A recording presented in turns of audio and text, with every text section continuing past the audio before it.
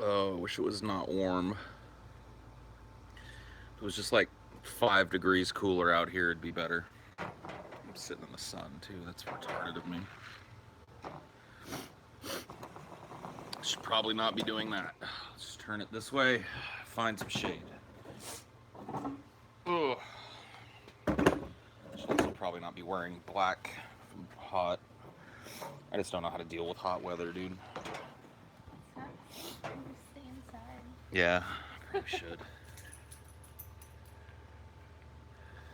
I don't know. I've gotten addicted to like spending a little bit of time outside, getting a cool breeze and shit. But that ain't. I don't think that's gonna happen anymore for a few months. Oh, already bought my VIP ticket. Cool, dude. That's what I'm talking about. That's what I'm talking about. Silver Flare, dude. We can't advertise what the VIP ticket is about, really, because it's technically not legal in California. But the VIP ticket is really just like everybody that buys it gets a blowjob. They just get to point at one of us or our girlfriends, and they're like blowy. You know what I mean? It's one of the perks. So congratulations, Silver Flare. You've earned yourself a blowy. Excuse me. Oh, you didn't. We didn't talk to you about that, Ashley. Shoot. I thought we'd run that by you. Damn.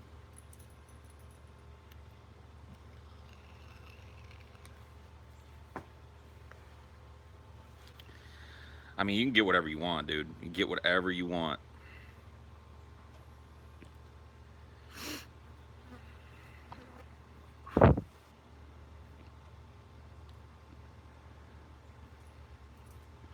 Doing acid tomorrow. Any tips? Yeah, watch out for the little blue man. Give me a beard jorb. It will make you nice and swatty in that Louisiana heat.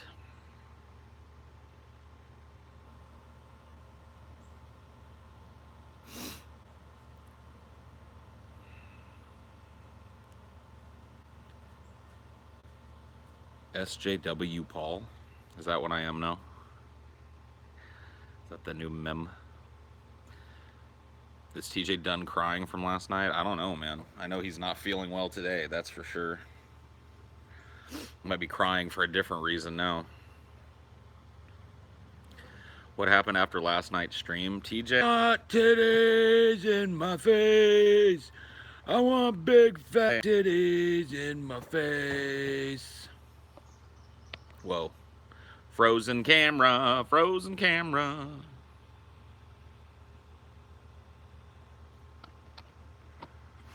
Can I switch the camera? Oh man, the whole fucking shit locked up? Really?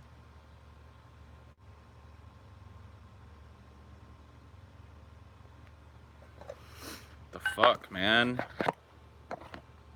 No, just the YouTube app decided it was gonna fucking freeze. What a bunch of goddamn nonsense.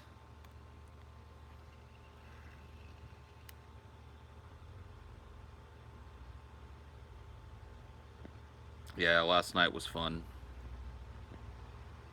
SJW Paul is not a meme, it's more a hyperbolic description of your moral faggy attitude. Okay, I got it, got it. I just gotta make sure sometimes. You never know. I get called unironically an SJW at least once a week. You know, get called unironically a Nazi at least once a week. So I just gotta make sure. I gotta make sure I see the meme lines. Hello, meds peds.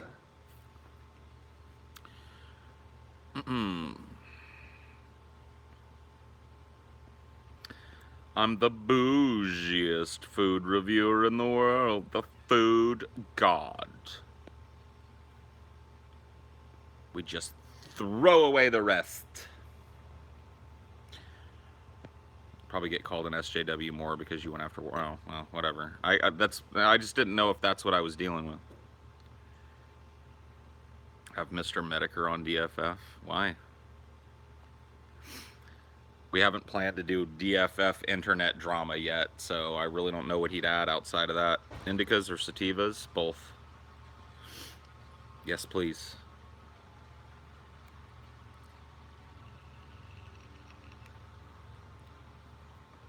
I feel nothing. No emotion except denial from the one I love. Do you do your own yard work? No. No. We rent a place and the yard is maintained by the landlord.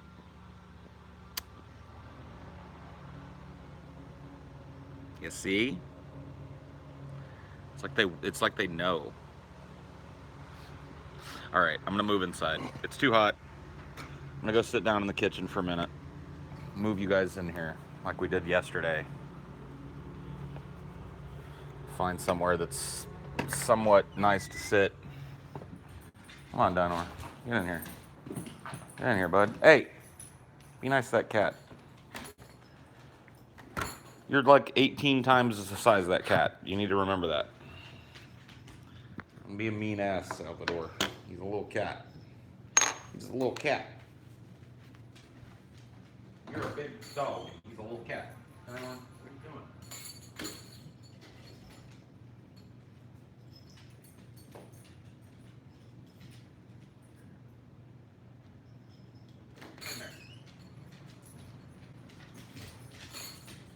Hey, you. Messing with that cat while you're slowly getting fat. Can you stop it? Salvador, leave Kitty alone. Be nice. Be nice. He's gonna swat you. He's gonna swat you. Wow, I went from being hot to being kind of cold.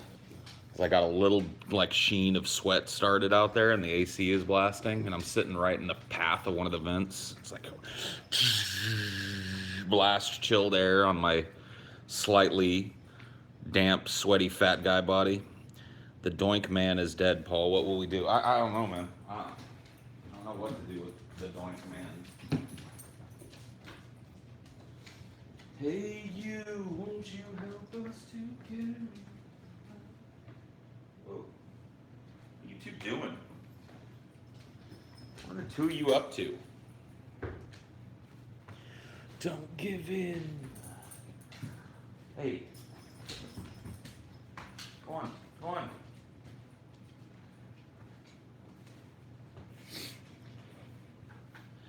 Will I ever do the truffle shuffle? I've done it before, but I don't know if I'll ever do it on Highdeology, you know? I don't know if I want like a clip of me doing the truffle shuffle out there. But I've done some private performances of the truffle shuffle before.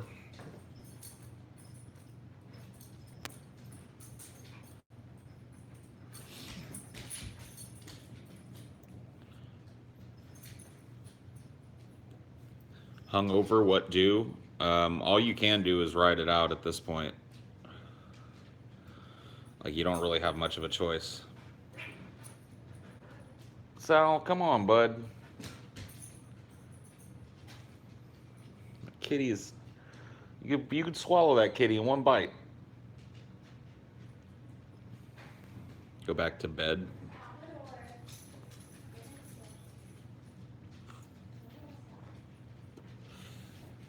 But if you really do want to, like, prevent, like, hangovers, then if you drink to excess, then you have to, like, force yourself to drink some water before you go to sleep. All a hangover is like dehydration. As the alcohol metabolizes through your body, it dehydrates you, and while you're asleep, and you tend to sleep harder and longer than you would normally when you're drunk, so you go to sleep. And if you were awake, your body would have told you long ago to go get a drink, but since you're not awake, it can't, so you just sit there and get more and more dehydrated, and you wake up with a fucking terrible headache, and that's exactly what it is. But if you drink some fucking water before you go to bed, and I mean like a decent amount of water, like try and drink like a liter of water, you know, take a handful of aspirin or something and crash, you'll wake up feeling pretty good.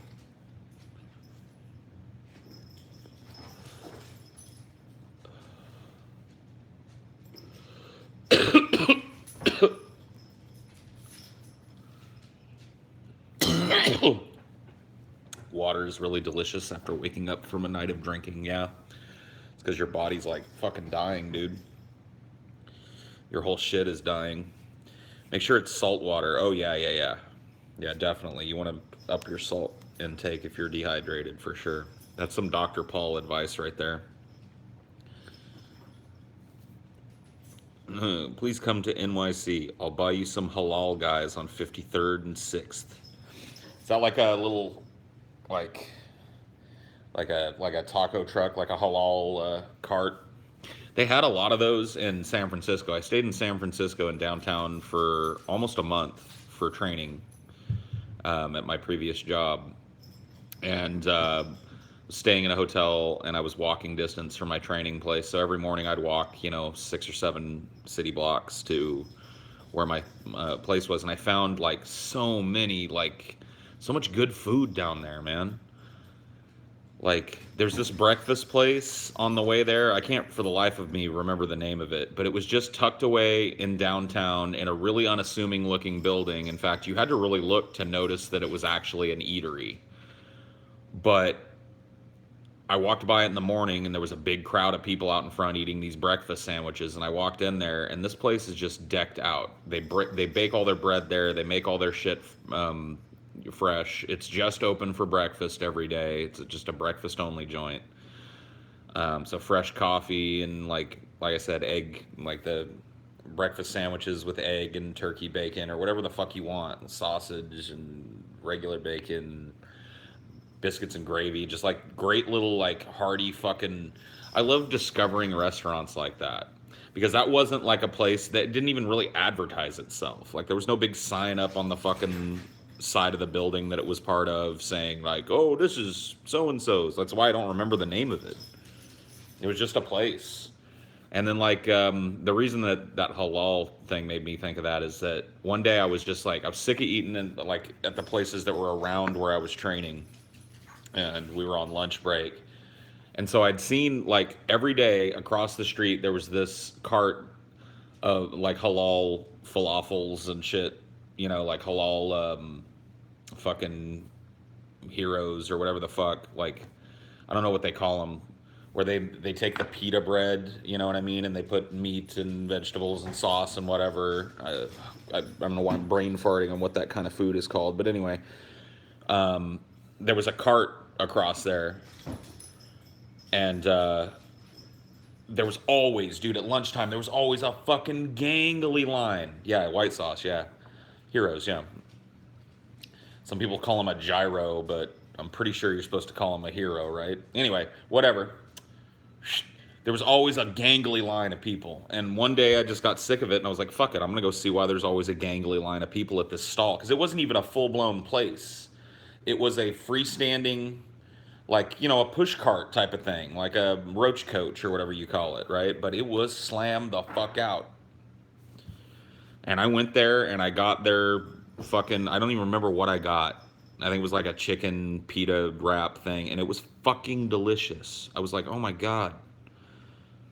Like, why have I been, because I was going, like, there wasn't a whole lot of lunch spots around where I was, so I was going to these places, like, that made sandwiches or whatever. I was just sick of it. Holy fuck. Yeah, I'm not a big fan of lamb. Well, actually, I can't even really say that. Lamb is something that I've had very little of.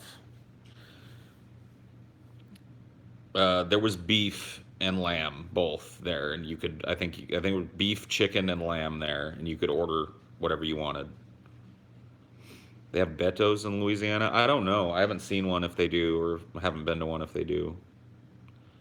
Hey, fuck knows. Do you like Alfred Hitchcock? I do. I do, dipshit. So, Paul, I'm doing... Get out of here, your friend. I already answered your question. You're in timeout. If you keep repeating your fucking self beyond that, you're going to be fucking banned. Shut up. Myron's in New Braunfels, Texas, has the best lamb. Well, I used to be in that area, but never went to Myron's. Never ordered the lamb.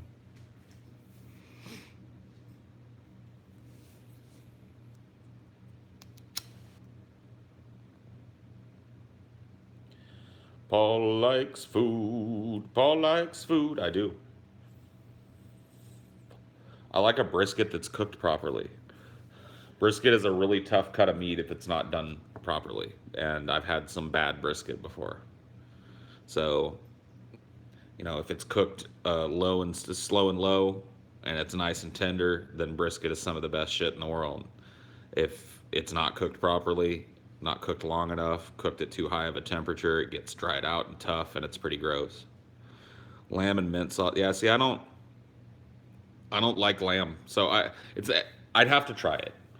I'd be willing to bet that like one of those halal shops could win me over with a lamb fucking hero, but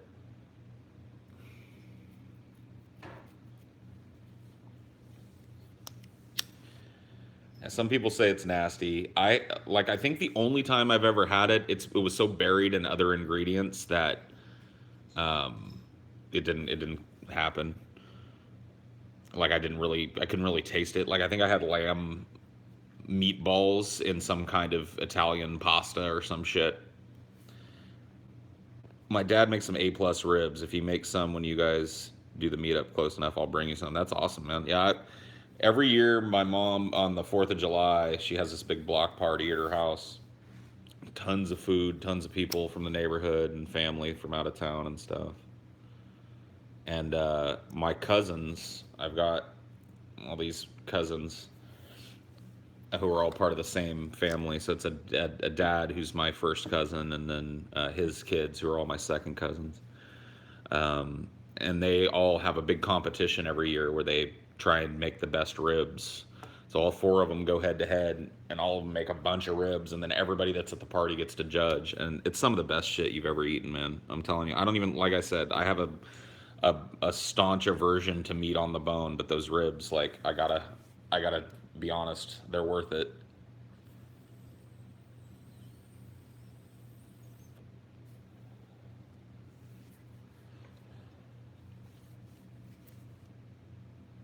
You like chicken fried steak? Yep.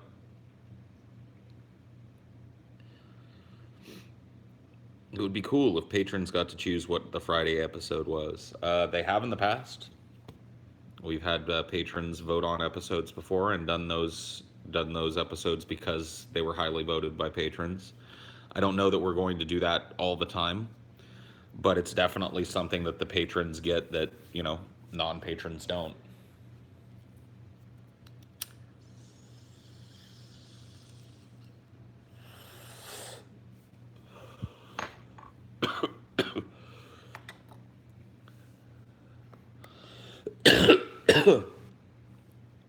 Do your sisters not allow you to talk about atheism in front of your nephews? I have nieces and nephews.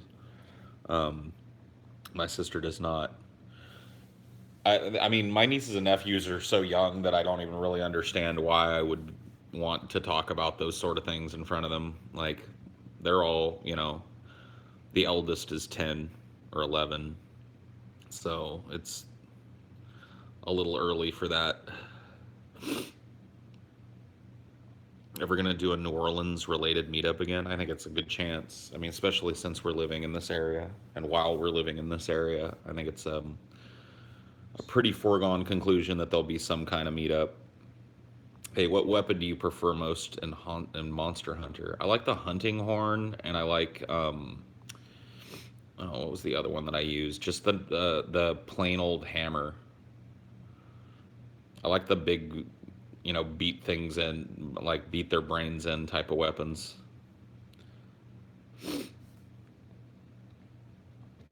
There's a place that's about 20 or 30 minutes from me that has a burger with barbecue sauce, lettuce, cheese, onion rings on it. Yeah. And that's a good barbecue burger, dude. It's hard to fuck up a good BBQ burger.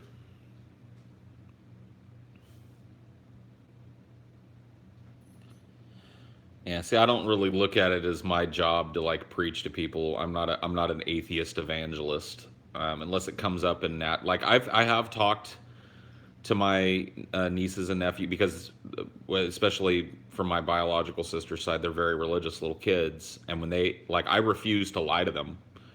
Like if they bring it up to me, I'm gonna be honest with them, and it's happened before. Not all of them have done it, but the eldest among them asked me one time why I didn't go to church. with, her mom and my mom and all of that. And I told her, I don't believe it. I don't believe the same things that you believe, and that's okay. It's okay to have different beliefs about things, and it's okay for you to go to church and for me to not go to church, or for me to go to a different church. That doesn't mean we don't love each other, and that doesn't mean we don't respect each other. And that's what I answered, and it seemed like it confused her, but it ended the conversation.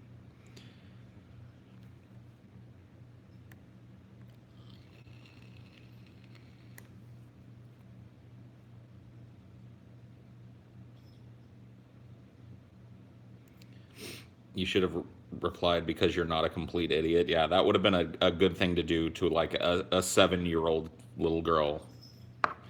Man, yeah, that's hardcore, man. That's what atheism is about, dude. Atheism is about shitting on a fucking 7 year old little girl who asked an honest question. Just ridiculous. If she learned anything from that exchange, she learned way more from me being honest and direct with her about it than me being an asshole.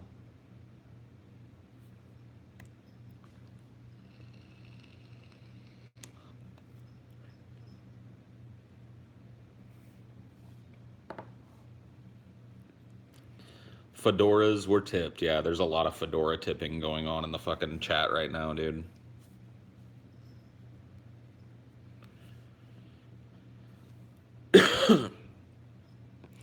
I mean, it's going to give her a tangible example of what she's already been told about people who don't believe in God, which at that age is probably like that they're mean and that they don't have love in their hearts and blah blah blah blah blah.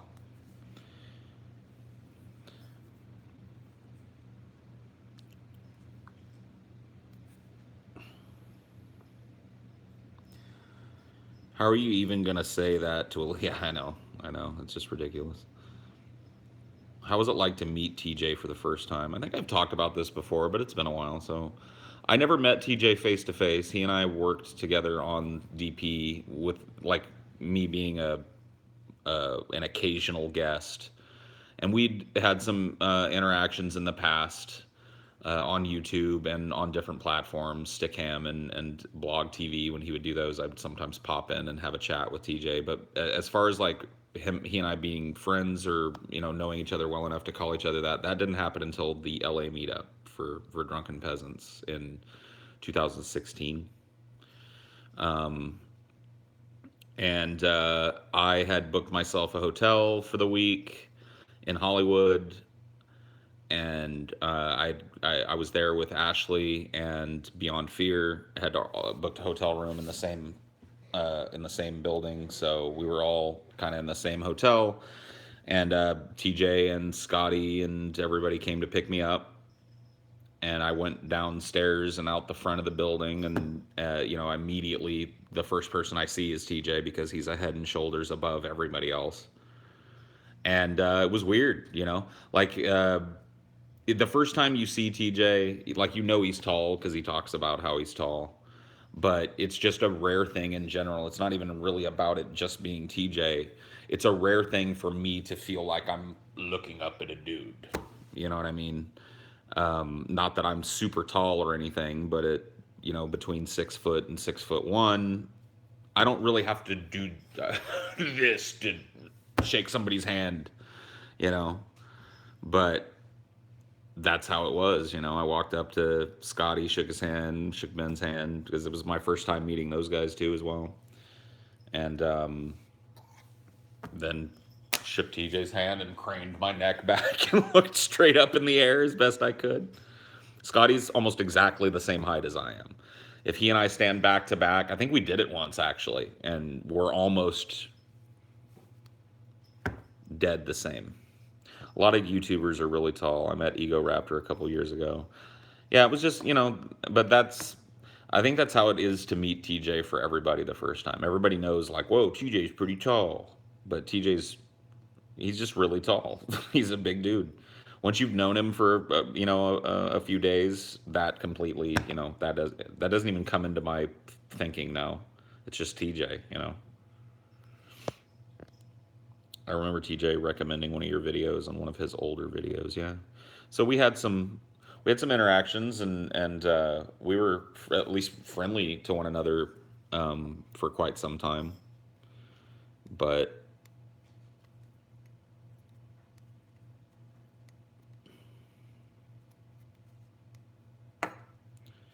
Ricky Berwick is like 6'4". Really? That's crazy. Because he looks so small. You gonna try out IRL live streaming? No. I mean, isn't that what I'm doing here? Isn't this what they do? They just call it something else, but I've been doing this like since before I was on the Drunken Peasants, so like isn't this basically what IRL live streaming is? Is a dude sitting around and people come in and out, and he talks and shit. Like what else has to be done for IRL live streaming? They go out to McDonald's and stuff. Yeah, see, that's retarded. I mean, I've done streams like these from semi-public places and shit, but usually when I'm out and about, I want to be paying attention to whatever I'm out and about for. But I've done these streams, like I did a bunch of that type of streaming in Seattle one day, walking around Seattle with a couple of fans and Ashley and smoking and talking shit. So I've done it before. I just don't like if you're asking, am I going to go out of the way to make a spectacle of myself in public, in hopes to get negative attention so people send me tips so I keep doing it? Then no, I'm not really interested in IRL live streaming.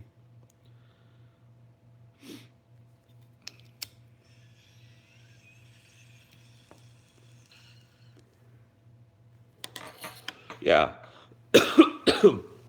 Yeah, during the 24-hour show, we were all hungry. So we figured out a way to rebroadcast a Highdeology stream to the DP stream, while Billy and Ben and I all walked out and got a hamburger somewhere. So yeah, we've been doing that.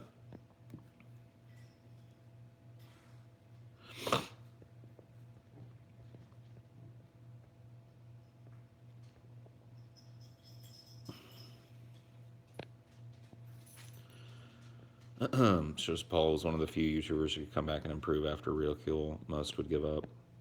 Yeah. Oh, are you talking about when TJ and Scotty fucked on me early on in my YouTube career? Yeah. Yeah, I mean, that was rough, because TJ, he wasn't at that time king shit of Fuck Mountain, but he was like Duke shit of Fuck Mountain. You know what I mean?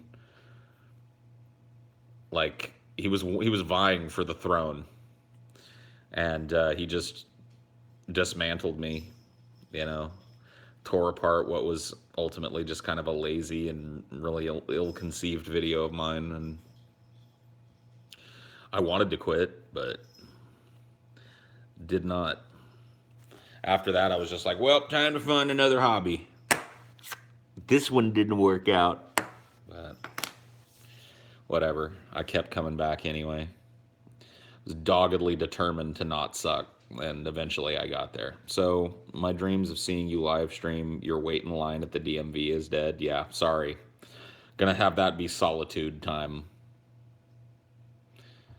You think the Texas shooter was motivated by the drop of sales of propane accessories? I have no idea. I haven't even, I barely know the facts of the case. I haven't looked into this shooting yet, so I'm sure I'll hear nothing, about nothing else for the rest of the day. So, would you say that you had a strictly professional relationship with TJ for a while, even after you started on DP as a regular? No, I mean, like maybe um, before we met in LA, but after TJ and I met in LA, we were friends. We spent like 2 or 3 days, I mean, some absurd amount of time just sitting in the backyard of the Airbnb that TJ was staying at, smoking copious amounts of dope and just talking, eating weed gummy bears and watching Pimp Monk fall asleep and shit. And we kind of hashed out our positions and became friends over that. So after that, going forward, I mean, after that, honestly, that trip, I felt like I had made friends with all of the guys. We all got along really well, and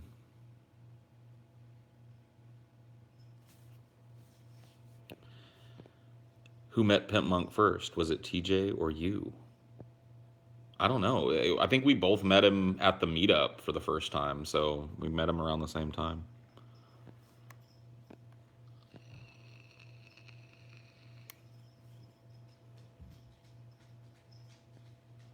Like I said, I haven't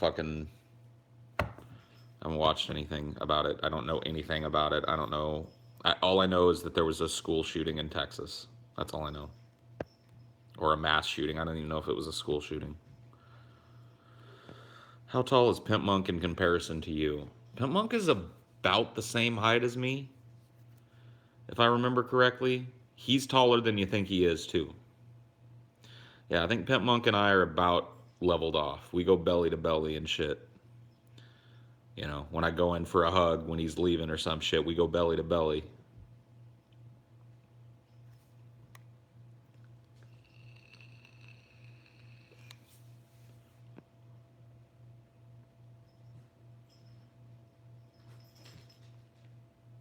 I don't hate Dusty. I just think his like perpetual like victimhood is annoying, so I don't pay much attention to him. He's in this mode right now, like, see, I was the only one that was right about the right wing all along. See, I got ridiculed. See. It's just like, oh my god. Yeah, I mean, when Dusty makes a good video, I watch it and I'm fine with it, and I don't got anything like personal against Dusty. Other than I think, like, I'll be honest with you, like, in a personal way, Dusty's just not a dude I would ever trust. And that makes me kind of dismissive of him. Doesn't make him a bad person, and just, he's a weasel. So, at least in a one-on-one setting.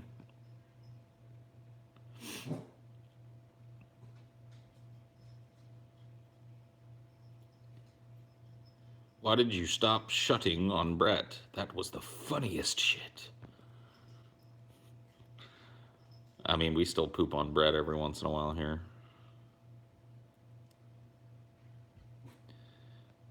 But Paul, is it not true Dusty the first to call out the skeptic community? No, that's not true. There were people calling out the skeptic community as soon as there was a skeptic community. And I don't know if your memory's long enough, but guess who was a big member of the skeptic community? Dusty. So he wasn't calling out anybody. He was part of it. And then he came to this revelation slowly. But there were people that were criticizing the skeptic community well before fucking Dusty ever did it. Him trying to act like he was the lone messiah of the apocalypse for the skeptic community is just him trying to fucking embiggen himself yet again.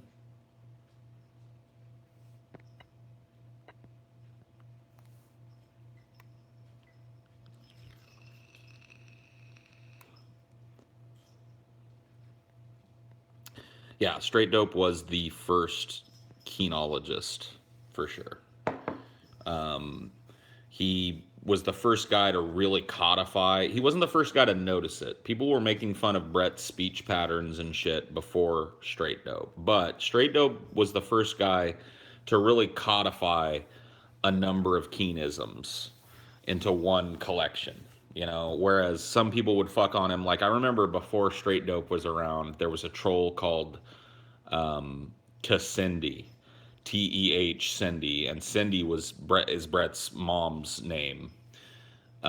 So that was to troll Brett, obviously. And he would make these videos. He made a video called Orn. I don't even know if it's still up, but it was the first time I remember seeing somebody point out one of Brett's little speech idiosyncrasies. Like, and it was all about Orn. And he would, every time he would play these clips from Brett's shit, you might be able to find it. Yeah, you might be able to find it on I think it was called Orn, and it was lowercase O-R, capital N. That was just the name of the video. And it was like a big popular Brett hate video from very, very early on. And the Cindy would say, Orn, Orn, Orn, Orn. Like he would play all these clips And then when Brett would say Orn, he would he would like boost it really super high. So Brett would be like, "What's going Orn?" You know what I mean? And he would have Orn fly out towards the screen and shit. So, and that was well before Straight Dope started really diving in and criticizing Brett at all. So, but I do credit him as the first keenologist because he was the first guy to start documenting all of these things as one thing, as you know. Whereas the trolls were going Orn, you know, they were making fun of these little things that Brett was doing. He was the first one to bring it all together and start cataloging all the keenisms and start pointing out all of Brett's weird little physical behaviors and his weird tics and his reuse of phrases over and over and over again. That was all Straight Dope. But he definitely wasn't the first dude to ever make fun of Brett Keane.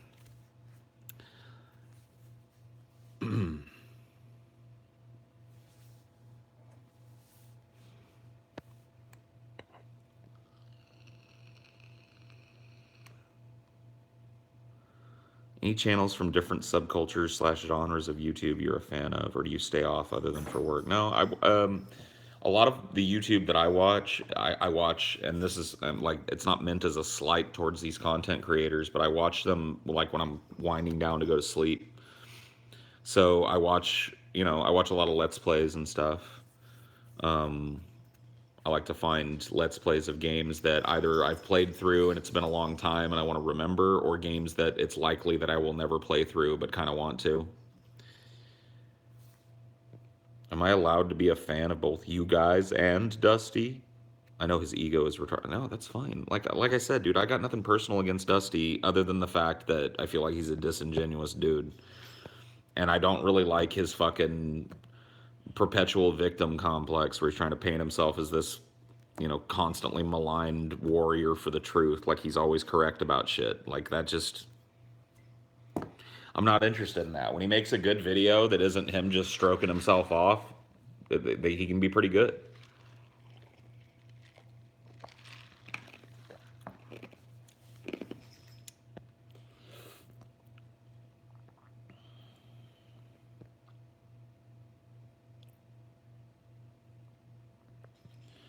See him dox the pot dealer. I mean, you don't dox somebody that robbed you.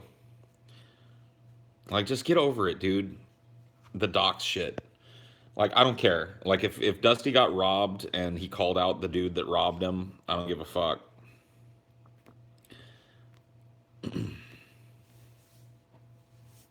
Like, that dude's dox ain't worth fucking shit. He didn't get robbed, he got punked. I don't know what happened.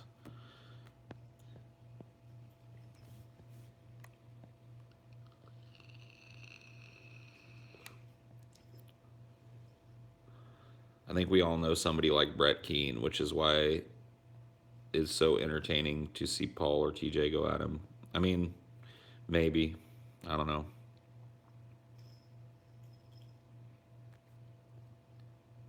Did I own a Von Dutch hat? No. No, thank goodness, dude. I never had a Von Douche hat. Never had a Von Douche hat, and never had a Stussy Pussy shirt, dude.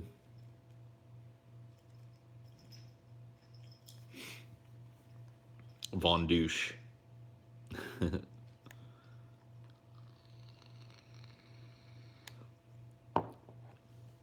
Maybe watch the video before you talk about it then. It was presented to me as he was robbed by somebody and then doxed them. And if that's the case, then I don't care.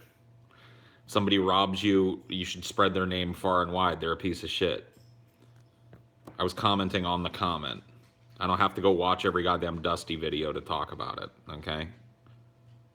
Yeesh. Think you'll ever have any guests on DFF? Yep.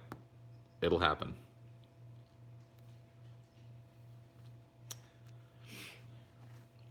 Dusty whined about people for going after SJWs, but then proceeds to make some content going after SJWs and just, well, whatever. Like I said, if you're looking for inconsistency, you're going to find that wherever you look for it. Human beings are inconsistent.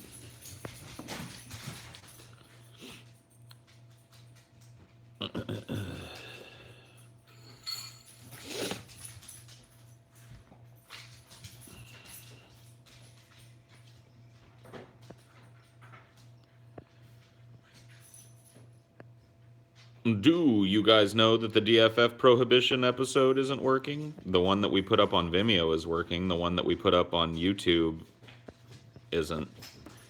But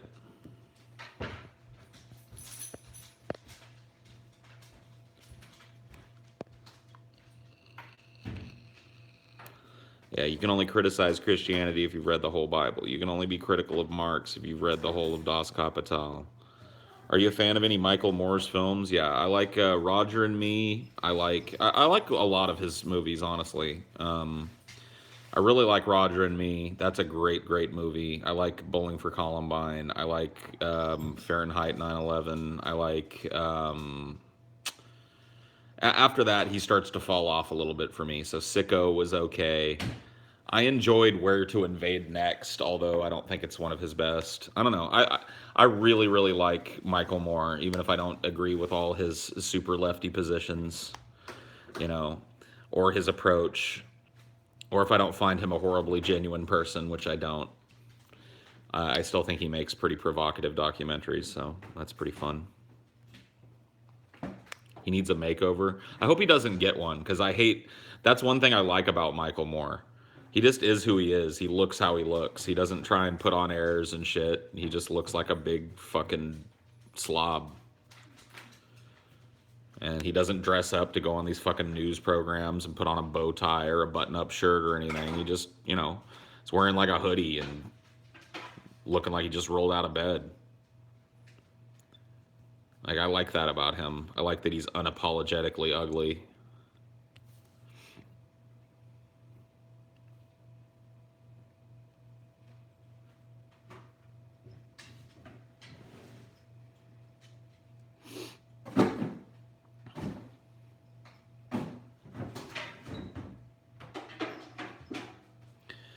If you do a DFF GG Allen, you should read his childhood essay. It's actually pretty. I've read it before. I like GG Allen. It's just a hard subject to cover when you're talking about something as restrictive as YouTube, because not only do you want to play some of GG Allen's music, right, which is heavily copyrighted and shit, but you also want to watch G.G. Allen do some of the more extreme things that he would do on stage. Like, there's footage from a documentary called Hated, G.G. Allen and the Murder Junkies. It's a really great kind of guerrilla documentary that follows G.G. Allen around and documents some of his performances.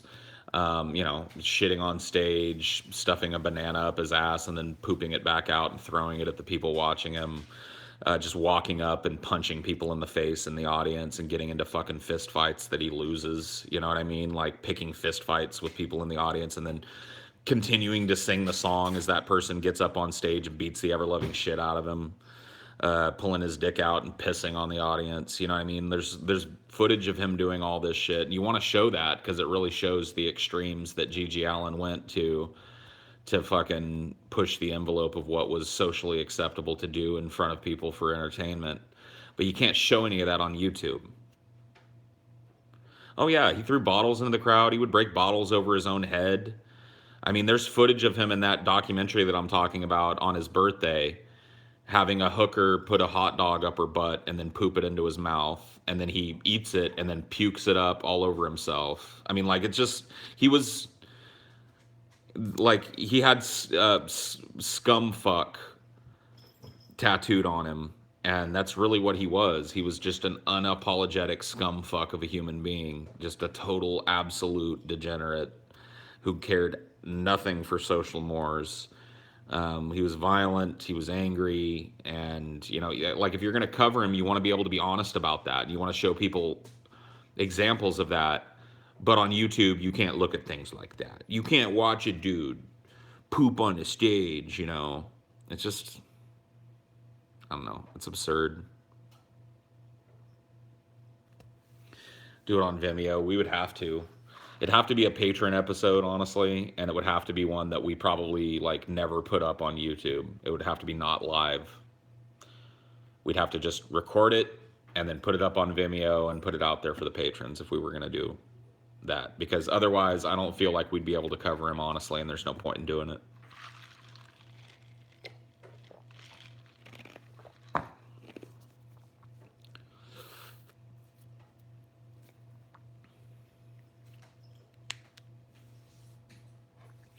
I mean, they have in place already an age restrictive thing for YouTube, but the problem with that is that when your video gets flagged as age restricted, what they need to do is let you flag your own video age restricted and say, look, 18 plus only on this video. We talk about adult stuff. There you go. Let you do that to your own video, and then don't penalize you for it. Because now what happens is it's like a soft flag on your video. If your video gets age restricted, even if it should be, then that means it also doesn't get as much exposure. It doesn't get put in people's recommended boxes, and it doesn't get any advertising.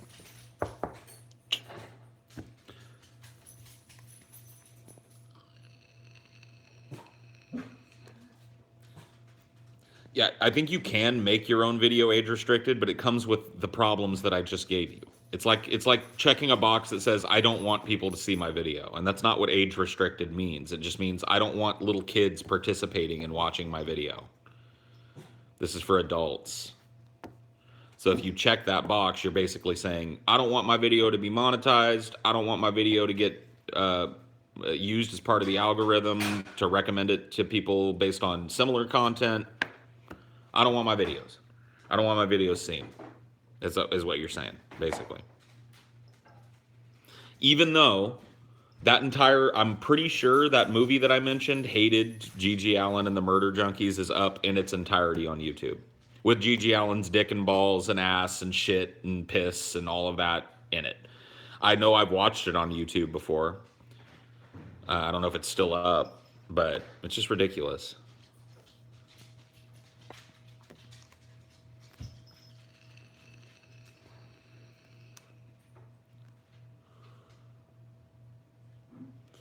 Oh, God, dude.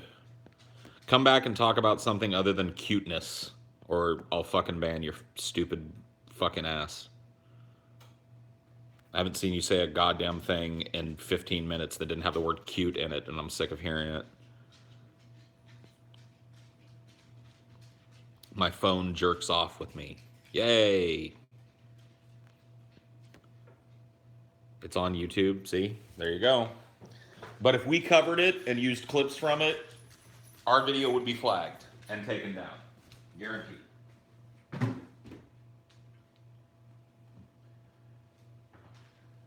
No question about it in my mind.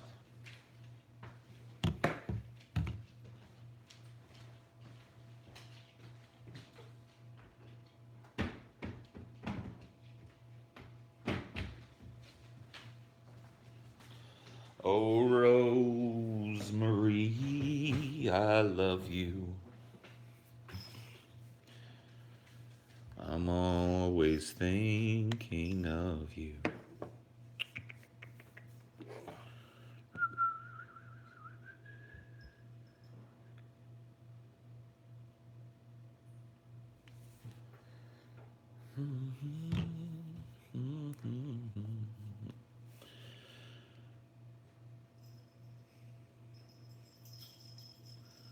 What tank is this?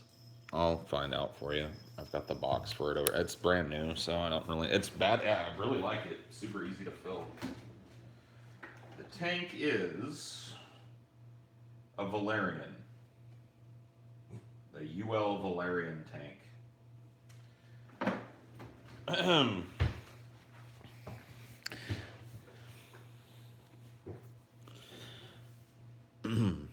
It's like the easiest shit to fill. My old tank, I had to twist this thing open. I mean, it was still pretty easy, but I had to twist the top of it, which would move holes closed inside of here so that I could fill it. This one, like, all I do is press a button on the front of it here. It's a little hard to see because it's kind of recessed. There it is. You press that button and the whole thing just kind of pops up. You fill it there, and then you...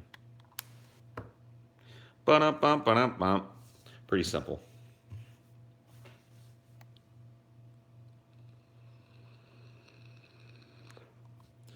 What's your favorite Beatles song? Norwegian Wood.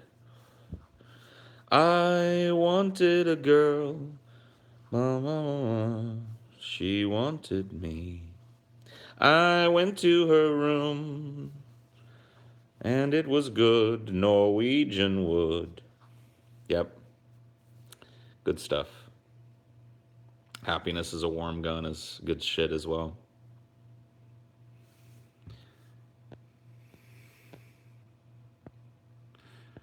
Paul, do you use any products for your beard? I sure do. I've got this stuff now. I think it's by Beard Guys or something. It's a natural beard balm that you just kind of drag your fingers over the top of and put in your beard and keep it nice and soft. It's actually more for the skin underneath your beard than it is for your beard. I mean, it keeps the beard soft, but keeps your hair, like your skin underneath the beard, from getting all dried out and fucked up.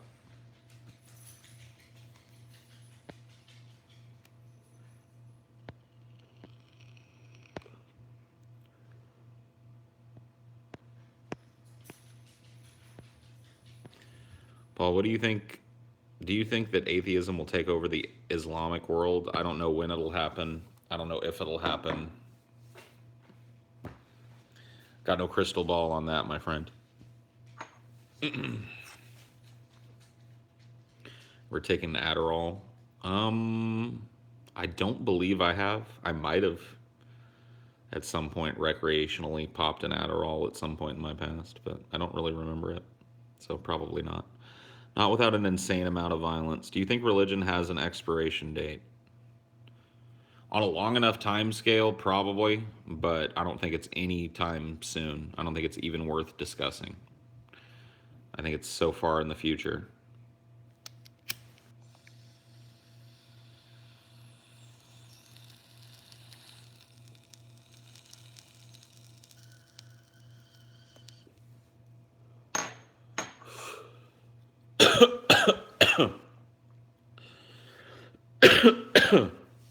I went through a period in my early 20s where I was really indiscriminate with pills.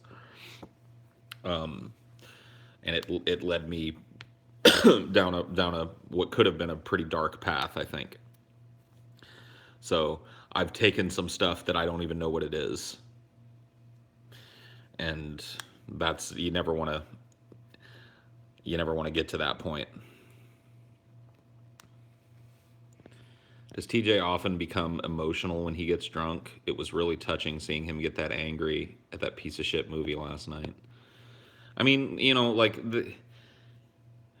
if you've ever been around drunk people, you know that they are more apt to make emotional disclosures when they're drunk. And that's not something that's unique to TJ. That's something that's unique to the drunk person at large. TJ, I've seen him get emotional when he's been drinking before. It's not something that's totally uncommon. He's seen me do the same. Same goes with Scotty.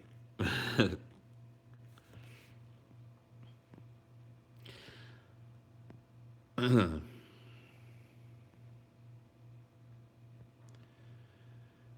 you think fear of death or indoctrination plays a bigger role in theism? I mean, I think it's all woven together.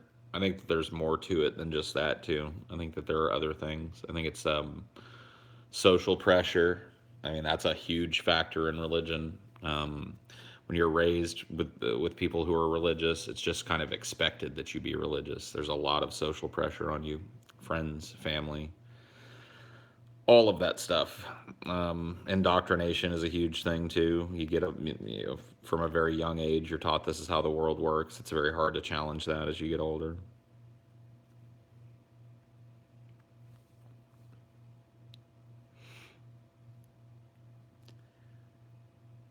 You guys talking about Scotty when he's drunk? Yeah, drunk Scotty is a thing to behold for sure.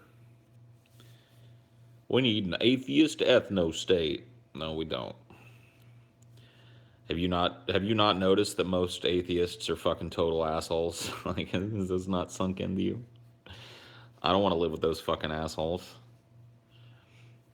I'd rather take my chances with the mix of ideologies we have now than fucking live with a bunch of fedora tipping, neck bearded, euphoric motherfuckers, dude.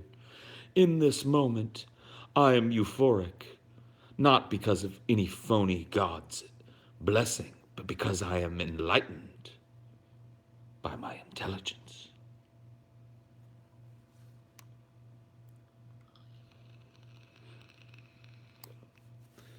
atheists are not as assholish as religious people. Gonna have to fucking disagree there. Gonna have to disagree.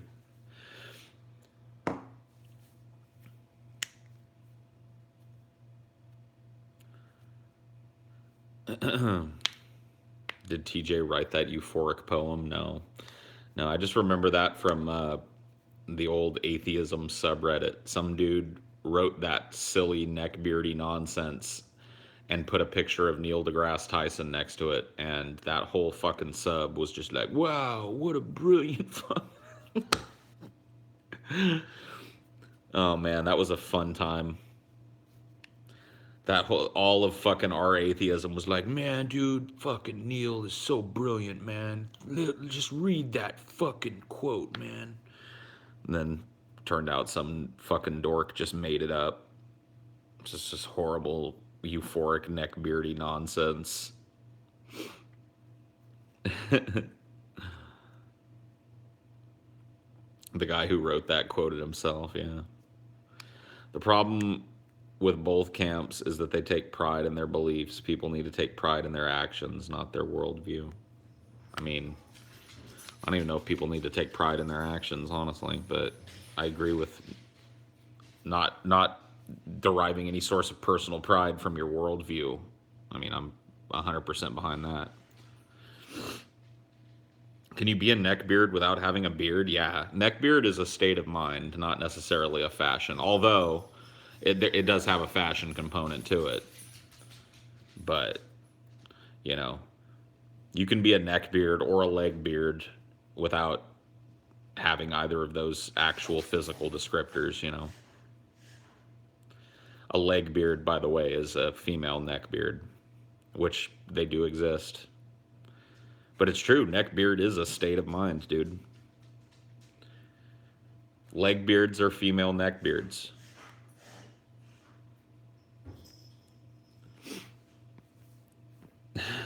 Puss beards.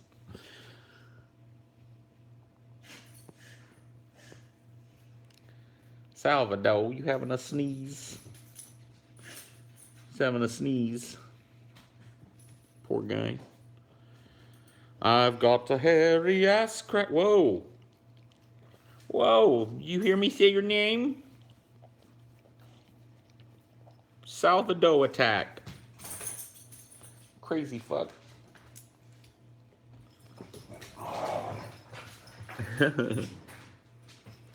Salvador just gave big smooches.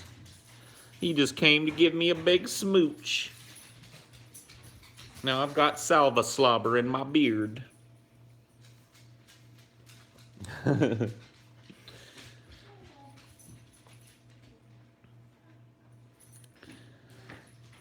Good old Salvador. He's so cute. Sal hearts everybody, dude. Sal loves people. Saliva dough. I got saliva dough in my beard. I love living with animals. Animals are great because you can get mad at them, but you can never hate them. You know, you're way more permissive with them than you are people. So it's an exercise in acceptance having animals around. It's a lot of fun.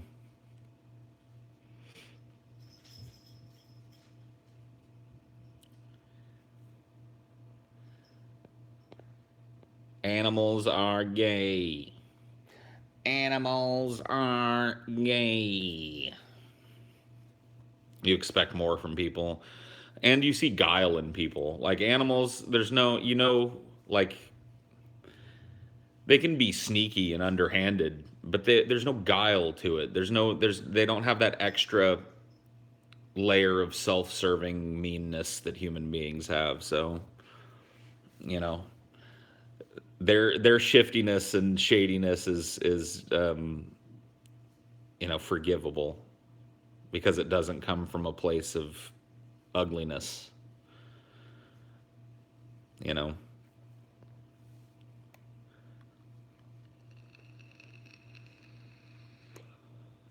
Do you like rodents? I have a friend that had rats growing up, and like not in his house, but pet rats. And they were really like pretty sweet, cuddly animals, honestly. He had a rat named Stuff who was always trying to get in his sock drawer. Actually, kind of tragic. I mean, it was a total horrible accident thing, but Stuff got killed one day because he was in the sock drawer and nobody saw him. He was a white rat, and they slammed the sock drawer shut on his head and killed him. It's just total. It was horrible. Poor Stuff. But yeah, I mean, rats don't live very long anyway, so it was a terrible, tragic accident. Poor Stuff. Rip Stuff. But like I said, they're very cuddly animals. Like they like to be around you. They like to curl up on you and be up on your neck and stuff. They're just like lovable little things. Most animals are like that when they're domesticated, you know. My hamster bit my cousin's hamster's spine once and it developed a tumor and died. Jesus. Yeah, hamsters can be mean little fucks. Like, it's pretty common for them to be, like, bitey little bastards, but I think Ashley had a hamster that she loved named Vladimir von Hamilton, I think was his name. Vladimir von Hamilton, who was not mean at all. He was a nice little hamster. Hamsters can eat their infants. Oh, yeah. So can rats. Rats. Oh, wow. Rats. Hamsters are just rats with afros and pimp coats. Okay.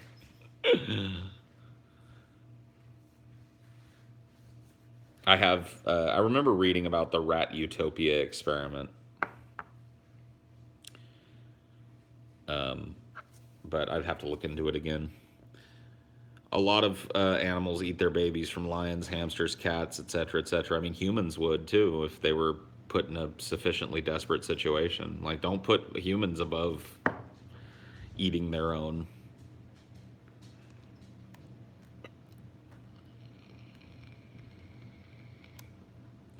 Me and my cousin put two hamsters in one of those balls after that day.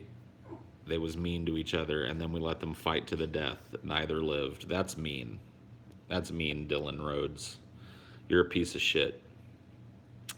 Spiders are cool too. Yeah. I like tarantulas. They make pretty awesome pets. Especially, you know, one that's really domesticated that you've had from young and you've handled a lot. So she's, you know, real calm and docile and stuff. What about birds? Birds are hit and miss for me. Like, they can make really cool pets, but they are loud as fuck. The ones that I think make cool pets are loud as fuck. And some about birds too. I feel kind of bad keeping birds, you know, because you're just keeping them from flying like they should, keeping them in a cage, bottled up in a house. You know, I feel bad for I feel bad for birds in a way I don't for house cats and dogs and shit.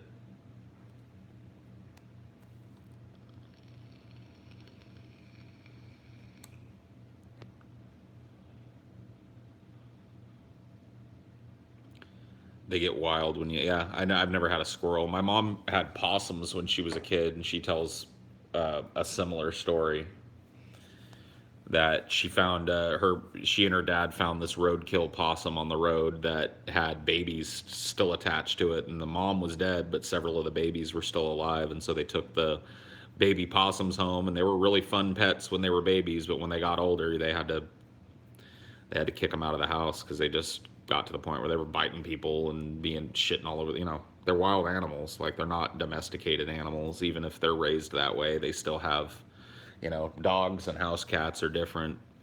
You know, they've been bred for generations to cohabitate with people. You can't just take a possum off the fucking tree and, I mean, maybe you can, but pretty rare. Nobody would put up. It's not just the bushy tails that make squirrels fucking palatable, though. It's like the cute little, like, have you ever seen a squirrel with his cheeks all stuffed with shit? And he's just got like his cheeks just fucking absolutely stuffed with whatever he's collected, and he's like running around looking for a place to fucking chill. Like, you know, they got a lot going on for him, these squirrels.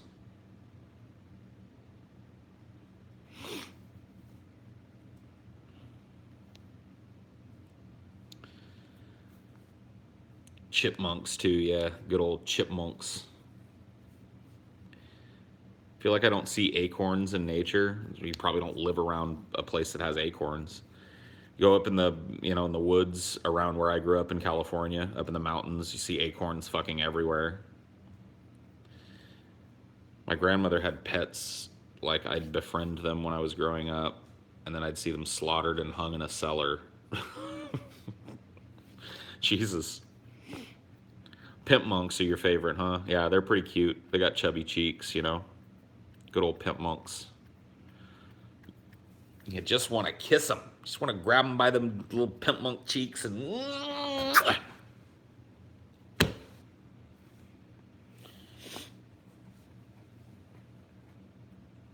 They used to sell monkeys and chimps in pet stores. Yeah, they did.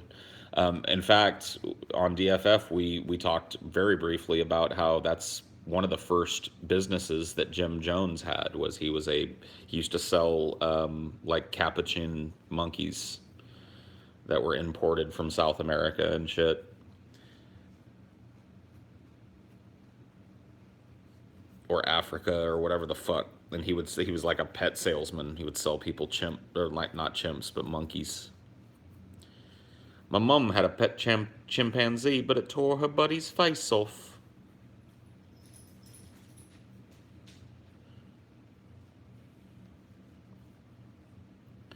My cat got killed and it was really fun to watch. Lol, you would laugh. Oh man, that's so edgy, dude. That's so edgy. We're sitting here talking about how cool animals are, and then here comes the edgelord dude, like, I like watching animals suffer. Holy shit, man. Look out for this dude. Look out for this dude. Ladies and gentlemen, I believe we've got ourselves an edgelord here.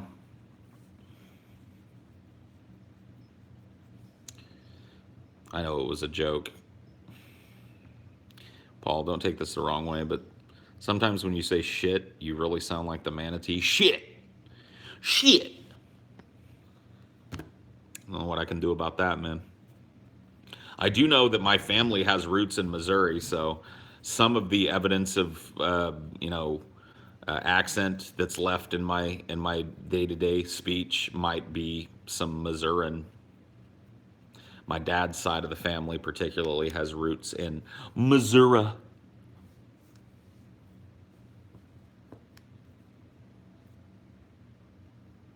The show me state. My dad used to say, let's go to Missouri, when I told him something that he didn't believe. That means show me.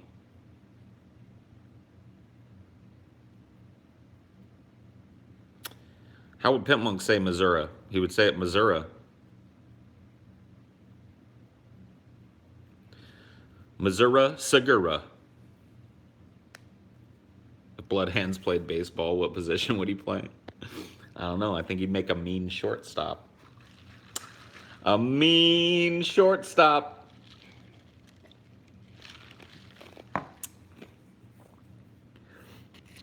Is there going to be an orgy at the DFF meetup? No. Absolutely not. That's not what these meetups are about.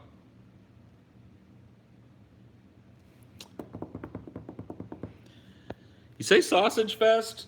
I ain't bragging here, but there have been dames at every meetup in numbers that were surprising. Surprising amount of dames. Dames! Broads!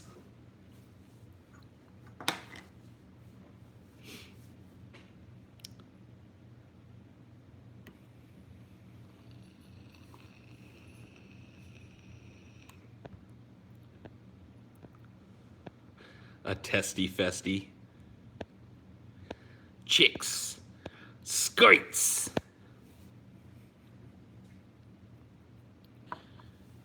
Why would you even brag about women coming when they're obviously the dumbest sex? Found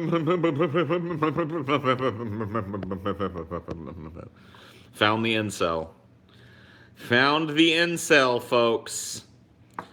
My game of spot the incel is now over. It's like playing Where's Waldo. Found the incel. I love me some BBWs. I mean, I love me some women of all shapes and sizes, man. I'm not discriminate.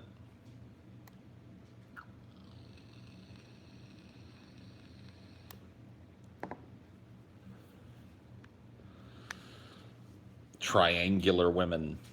Yes, yes. I love a good triangle.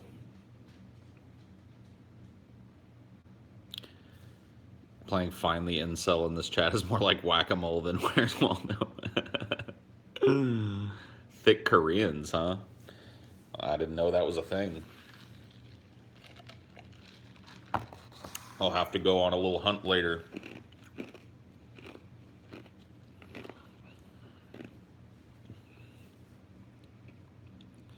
All right.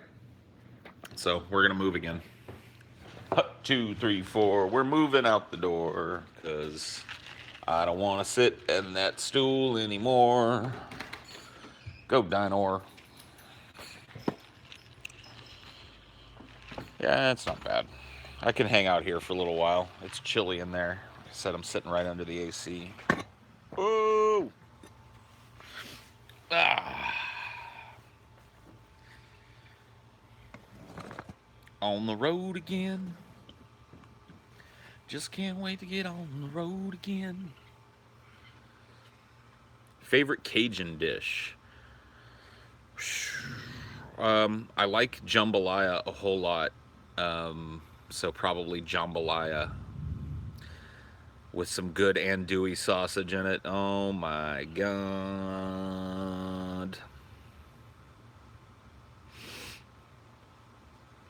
Are you a fan of David Bowie? I like Bowie. I'm not a huge fan, but I likes Bowie. Actually, it might rain out here.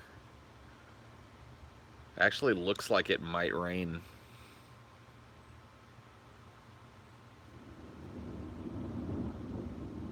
What did I say? What did I just get done saying? The wind is kicking up. It's like real damp out here. The clouds are moving all fast and dark up ahead. A little bit of thunder.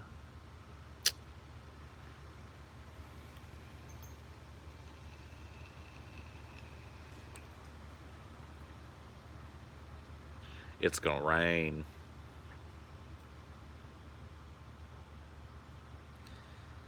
Well, we'll hang in here until that happens.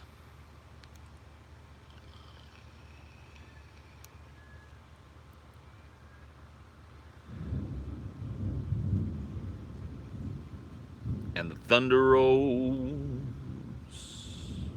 The thunder rolls.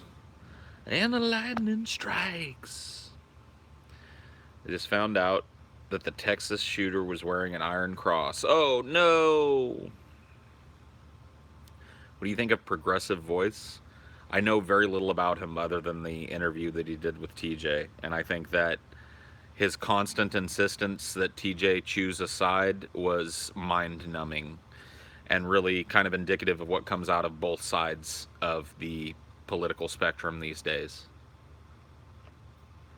You're not allowed to be an independent thinker. You have to either be this or that. And if you aren't willing to call yourself this or that, then, you know, people are going to line up and tell you what to talk about.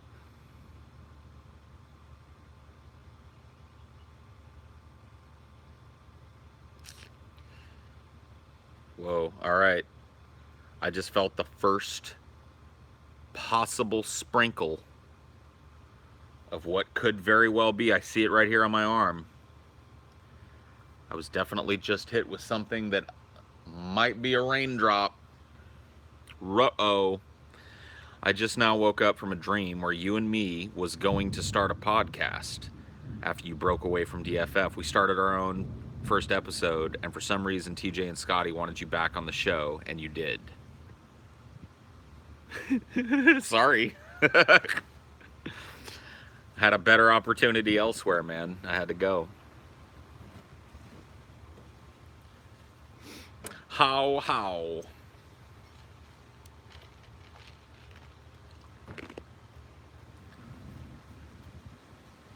Man, it's pretty ominous out here. Wind is kicking up. Somebody go look at like I can't do it from where I'm at, but somebody go look at like the weather radar for New Orleans and tell me how bad what's heading my way is. Come on, do me a solid. I'm streaming in the rain, just streaming in the rain. What a glorious feeling, I'm happy again. I'm laughing at clouds so dark up above, 'cause there's a stream in my heart and I'm ready for love. Let the stormy clouds chase every other streamer from the place. Come on with the rain, I've a smile on my face. I walk down the lane with a happy refrain, just singing and streaming in the rain.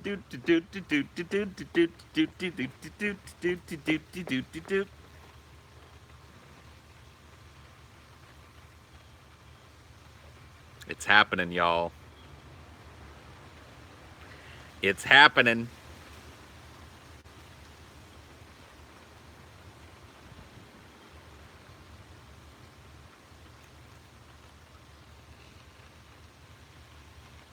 All right. I gotta go. Oh boy. Like I come out here earlier, I get chased off by a fucking lawnmower.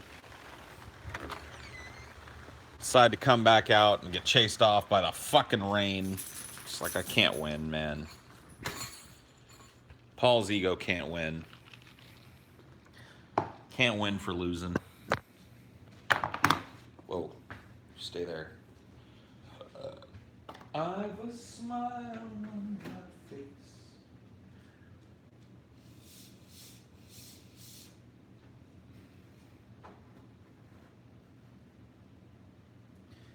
I'm streaming in the rain, just streaming in the rain. What a glorious feeling,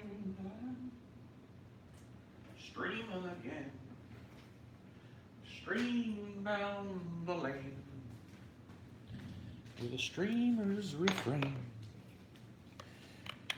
So I'm streaming. I'm streaming in the rain. Doop doop doop doop doop doop doop.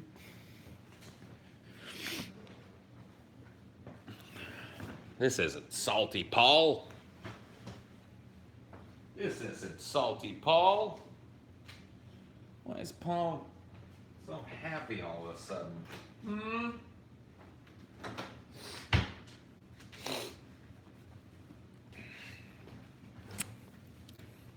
Peppa Pig. Peppa Paul. The fart of humanity. It's rainy. Yeah, it's rainy. Ocean Man. Did you play the old PlayStation 1 game Medieval? I think I did, actually. I might be thinking of something else, though.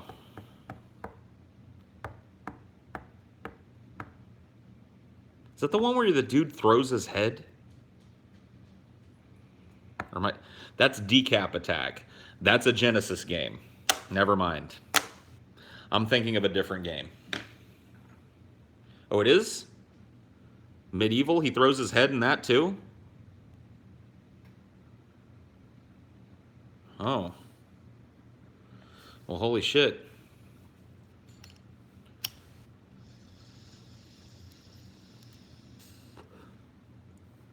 Well, I don't remember it as well as I remember Decap Attack. Because the one I'm thinking of is Decap Attack.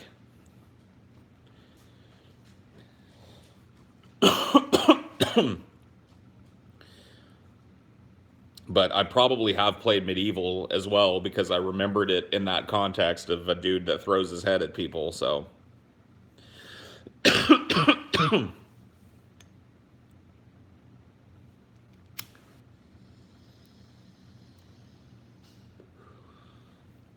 my favorite Mortal Kombat is Mortal Kombat 2. And my favorite character in all of Mortal Kombat history is Baraka. He was my main in Mortal Kombat 2. And unfortunately hasn't really gotten a good treatment in a game since. I think he's been in other games, but he's sucked. Baraka is awesome, man. Fun fact, in Mario 3, the chain chomps pull on their chain enough times they actually break away. Yep. What are some small details in games that you love? Yeah, those small details often go under the radar, and it's sad that I can't think of a list of them that I appreciate, but I always appreciate those little things in games. Trying to remember. There was a yeah, like one of them that I think of in Baldur's Gate was there's a character in that game that you can get as an optional character. And I can't even remember what his name is, but he's a big barbarian dude who has a hamster named Boo. And he always talks to the hamster, and it's an actual item in his inventory, and it can die, and he has reactions to that, and just like Minsk, yeah, Minsk. Go for the eyes, Boo! Go for the eyes! That's one of the things he yells when he goes into combat. He's not an optional character. It's been a long time since I played through Baldur's Gate, so I defer to your knowledge there. Super chat, super chat. Oops, that's the wrong one. Super chat. I won't super chat. The universe is just an expanding bubble of energy, gaining an entropy until it reaches total equilibrium and becomes eternal nothingness. What are your opinions on this? I mean, what's to say that entropy doesn't lead to a vacuum that just starts it all over again? Huh? What about what do they call it? The Great Crunch, that part of the theory. This idea that the universe is caught in an eternal loop of expansion followed by contraction down to a singularity and then expansion again, right? So the universe is not reaching equilibrium, right? And then to become eternal nothingness, it's just caught in an endless cycle of expansion and contraction, right? At least that's a theory.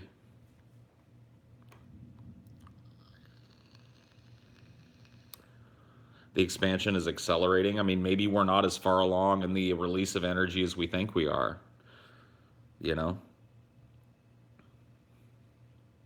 Maybe we think it's late and that things should be slowing down, but maybe at the edge of that explosion, it's still just a ton of energy and it's still expanding super fast.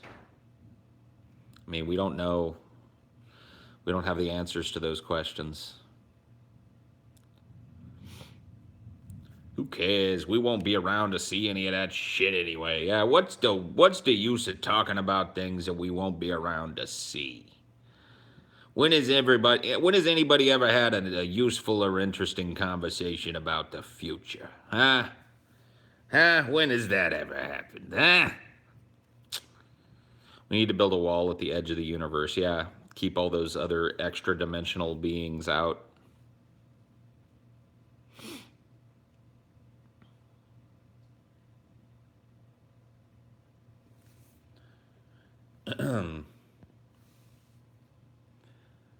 My smile now lives in the uncanny valley.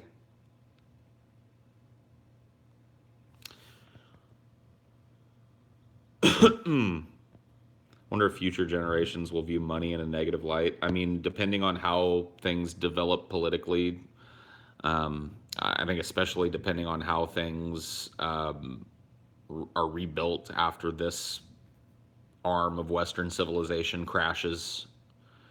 Yeah, I mean, there's a good chance that a political system comes along that isn't based on a barter economy,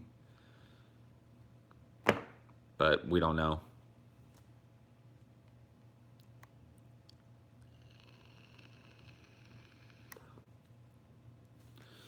Can you see the U.S. completely solar in 10 years? I have no idea, dude. I don't know how. I don't know if that's something that's totally conceivable. I don't know. Like, I don't really keep up to date on solar panel technology. Like, I don't know if it's gotten efficient enough to, transfer enough energy to even conceivably roll it out as a national energy replacement for what we're using now.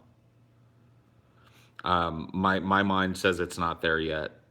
Just from the little bit that I know and have read about it, maybe it'll get there. But solar cells have a ways to go before they can conceivably power an entire nation.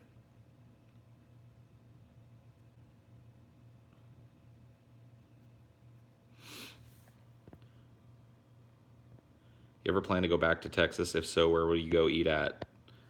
I mean, I will most definitely be back in Texas at some point. Ashley's whole family lives there, and she visits often. And when I get a chance, I'd like to go with her so that I can see her family and her little brother and say hi to everybody. So yeah, when I go back, I mean, the place that I know I'm gonna have to eat when we go back to visit is Las P, dude. Got to go get that Las Palapas. Got to go get some bean and cheese tacos at Las P and a nice fresh large lemonade made right there. Good old Las P.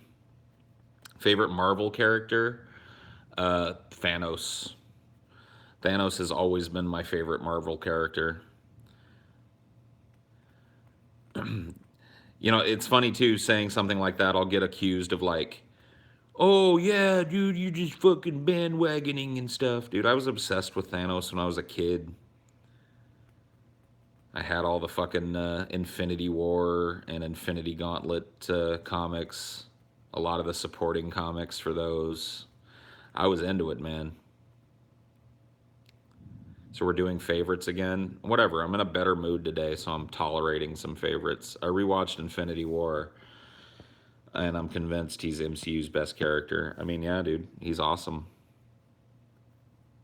I used to call him Thanos though. Because like he wasn't part of any animated series, and it's like the pronunciation of these things is often just shared amongst your friends, and me and all my little dorky friends called him Thanos. So I didn't really even know he was called Thanos until he started becoming a thing in the MCU. In my mind, he was always Thanos. Thanos. Do you prefer the movie Thanos or comic? They're very different. They are very different. I actually prefer the comic book Thanos to the movie Thanos. He's just a richer character with just a totally like a more well like they can do way more in the course of those comic books than they can in the course of a couple of 2-hour films in developing Thanos as a character, and a lot of things about his character had to be left on the chopping block. I mean, one of the things that drives Thanos outside of his inherent belief in balance and his belief in saving people, which are alluded to in the comics. Thanos in the comics is really trying to impress Lady Death.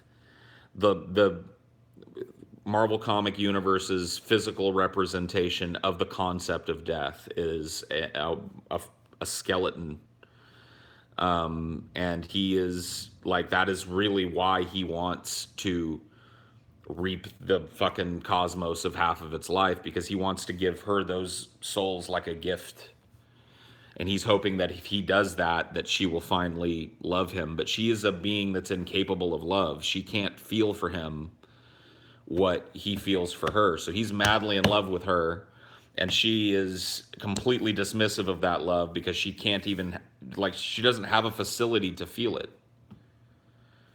But he's constantly thinking, if I do this, if I prove myself to her, he's like any other dude that's in love with a chick. How do I prove myself? How do I prove I'm a good mate to her? How do I show her that I'm a real man?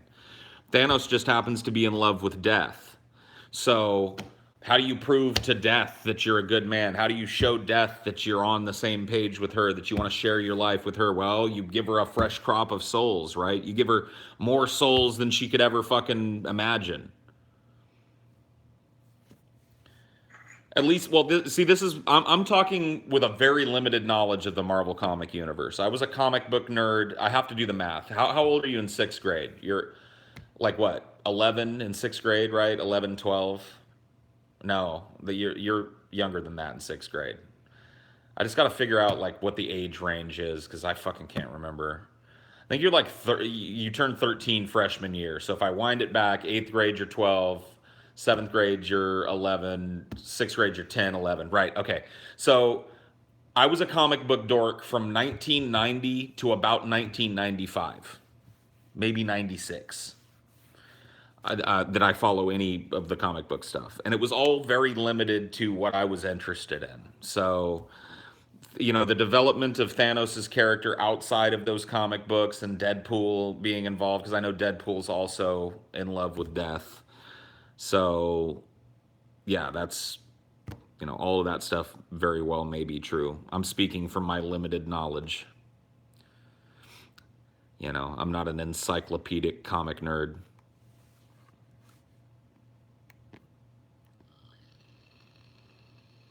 I mean, I choose Thanos over the Joker. Paul looks more and more like Gimli each day. Good! That's what I'm shooting for.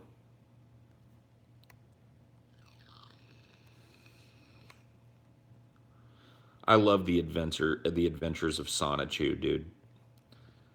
Man, good old Quickville.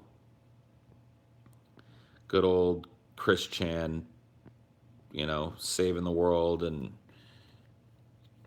defending Quickville from the evil Mary Lee Walsh, and creating little Pokemans that have sex with each other, dude. It's all, it's just a fantastic. Billy Mays is not the true mayor of Quickville, dude. That's a lie. Been meaning to crack open my copy of The Dark Knight Returns. Yeah, go for it, dude.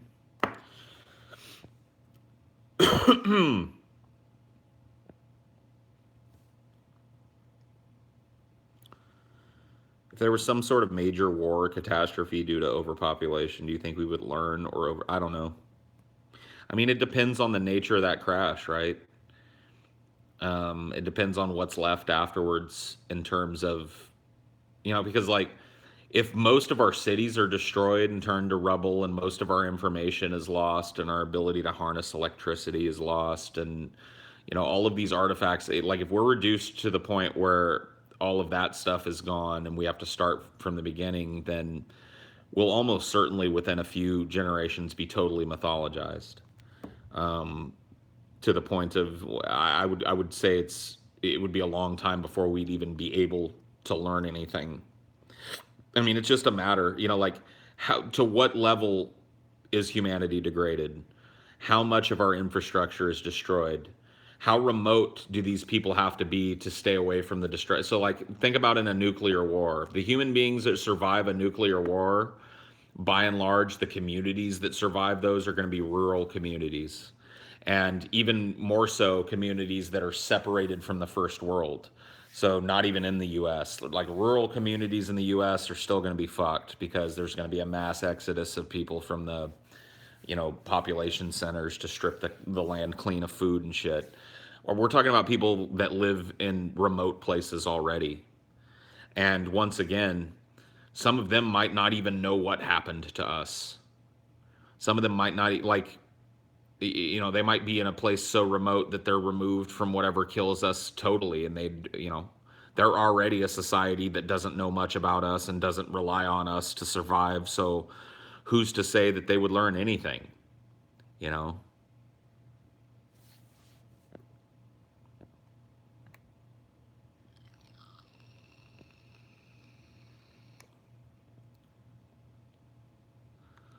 Do you prefer the 3 hour Chris Chan documentary or the? I like my favorite one is actually Chris Chan: A Comprehensive History, which is I think in 10 parts on YouTube. 10 parts at about an hour and a half a piece. So we're talking about like that's the deep dive. And I'm actually rewatching it right now. I'm at part 5. I've been listening to it as I fall asleep. But that's really, in my opinion, the best Chris Chan documentary. I think it's up to part 10 now, honestly.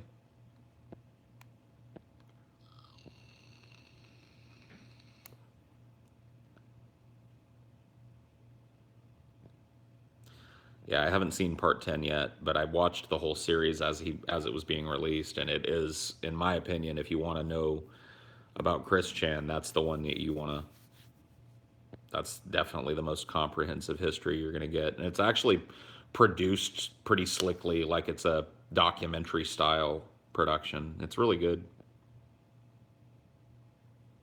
Yeah, I don't think it's even near finished, no.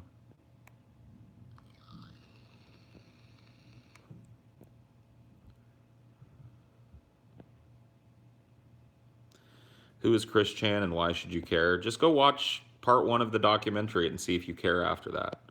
He's a pretty interesting person. Definitely one of the most unique people, um, that you'll ever learn a lot about.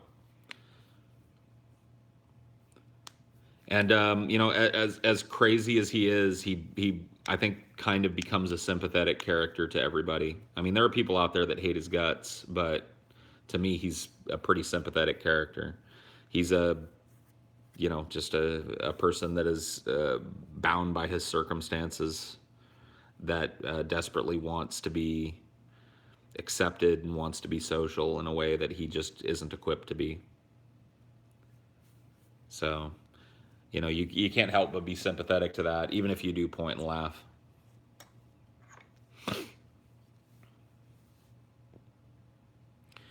Do you have any problems with Thanos' solution to overpopulation as far as how effective it would be? I mean, I don't think it's effective at all, honestly, because it would almost certainly have to be something that he'd have to do over and over again. And, with the time gem, I suppose he could just skip through every possible future timeline and do the same thing. But it just seems like it's something that requires maintenance in a way that makes it not effective. I mean, you reduce the population by half, and you have to expect that in a situation like that, people are going to breed like rabbits. I mean, it's going to be a time of great turmoil and rebuilding, and people are going to crash together emotionally in ways that they weren't in a normal industrial society, and that population is just going to fire right back up.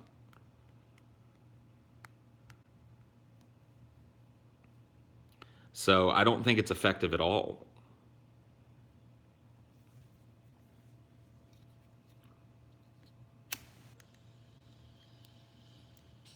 Maintenance every million years or so, yeah.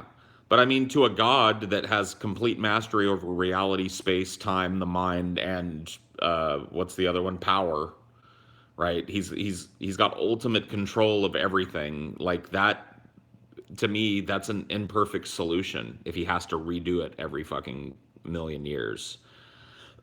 And you see how he's struggling to get it done. That also means that he opens himself up to the fact that new heroes might develop on these planets during those times that could challenge him.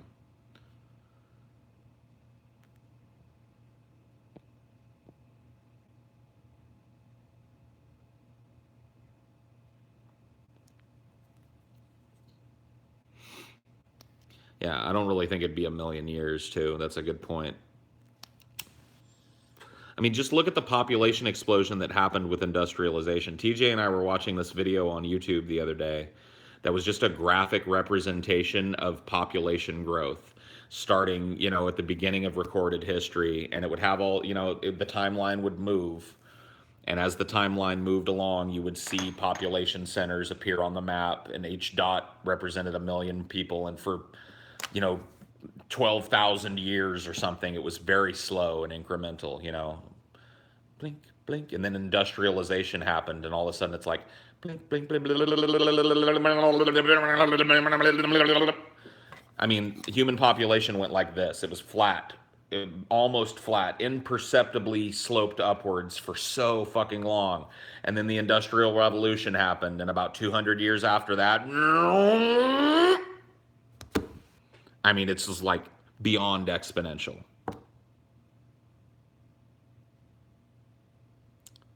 So, yeah, this idea that it's going to take us a long time to breed and shit, especially if he's not destroying our infrastructure, he's just removing 50% of the people from the planet, it's not gonna be a million years. That's a really good point.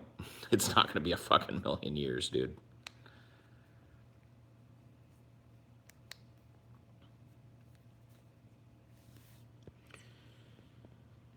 What would you do if you were suddenly teleported to Deep Space Nine? I'd fuck an alien broad. What would you do?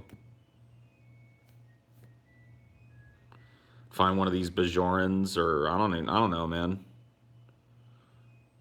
Maybe even get myself a Klingon or something, or a Cardassian broad. I'd want to bang it out, dude. I'd want to bang it out. Yeah, I'd go find Dax, start hitting on her, hitting on them.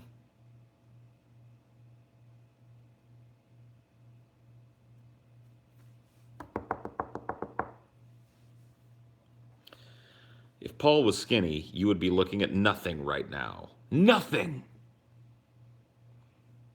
Only reason that people even watch you is that you're fat. Fat! Fat!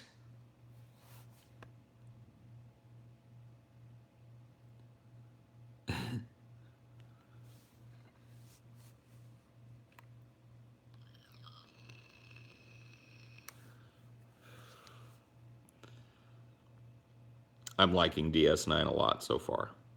I'm a few more episodes beyond. We're going to record another episode of Counterpoint. Let's talking about the next 6 or 7 episodes on Monday, I believe, or Tuesday of next week. We've got it scheduled, so I've got a few more episodes to watch between now and then, but I'm really liking it.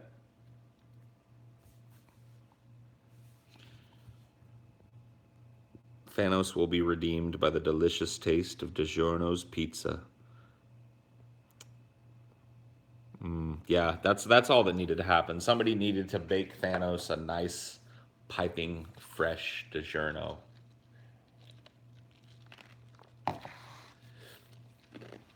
He would have eaten that and been like, you know what, I was wrong. I was dead wrong about all of you. This pizza is fucking amazing. I'm sorry. Here, I'm just going to give the gems back. Here you go. There you go. I don't need it. I'm just going to go back to Titan. I'm sorry. Can I take some of these DiGiornos? You guys mind? I don't want to impose, but I'm going to take a stack of these back to Titan. All right? Thanks. Sorry about that. Sorry.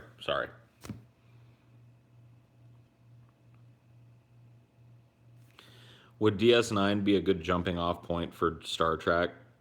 Star Trek. Such an idiot. Star Trek. Would like to watch along with you guys. I don't see why not. I mean, it's a good show, so it's fun. If you want to watch along, I don't think it's going to spoil other shows if that's what you're asking. I mean, any Star Trek show, in my opinion, at least the 3 that I've watched, are good jumping off points. Because they're not really super interdependent on one another to exist. They have their own kind of storylines. They might have a little crossover here and there, but I don't think it's going to ruin any of the other shows for you. Just saying, it took over 14 billion years to create less than 8 billion humans. After Thanos, we got 4 now. Right, but a lot of those 8 billion humans were created in the last 1,000 years. Our population didn't even rise to the point of 1 billion until about 1,000 years ago. So, I mean, you just have to look at it. You just have to look at, like, and a lot of that is based on our like technology and medicine and things that have made it, much easier for people to establish a life and have a family and stuff.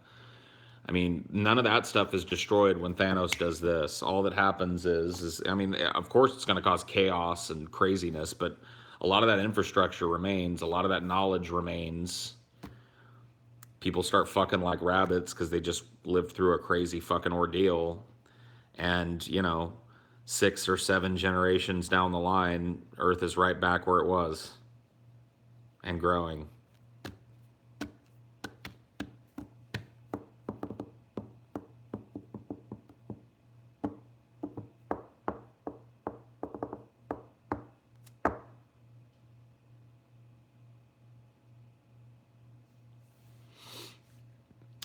Birth rate is high in developing nations and low in developed ones, so the infrastructure argument doesn't hold water. Those things are those birth rates are the way that they are now because we live in a time of relative stability. If half of the people in the industrialized world disappeared, you can bet your sweet fucking bippy that they'd be producing really fast. They would see it as a necessity. I mean, just you have to think about outside of current demographics what would happen. And I don't know for an absolute fact. I'm not claiming to know for certain, but it just seems to make sense to me that human beings left with the infrastructure of the civilization that came before them would go right back to fucking factory farming and right back to fucking corporate agriculture and shit. Not to mention other worlds who may have more population than us on Earth, they could bounce back quicker. Yeah, I mean, I'm just talking about Earth here, but yeah, this happened on all these other civilized planets too. We know nothing about the physiology of those aliens. I mean, they might reproduce super fucking fast compared to us. Who the fuck knows? Whatever breed of alien that, what's her name? Thanos' daughter is, whatever breed of alien that she is, maybe they give birth to litters of puppies or some shit. Like, we don't know. Gamora, yeah. Maybe she was one of like 16 brothers and sisters and shit. Like, we don't know.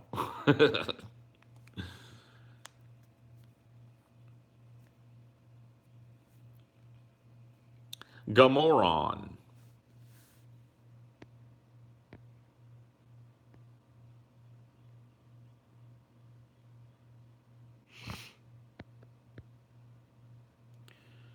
Super chat, super chat.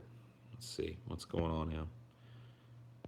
Oliver Klozoff, thank you. And how do I stop procrastinating and distracting myself and start living up to my potential? Dude, you're asking the wrong fucking dude. I mean, procrastination can be an important part of getting things done sometimes. A lot of people, like, it gets a bum rap. Putting something off until later oftentimes has a beneficial effect on getting other things done, and it's something that everybody that does something for themselves has to do. Procrastination, too, is really good.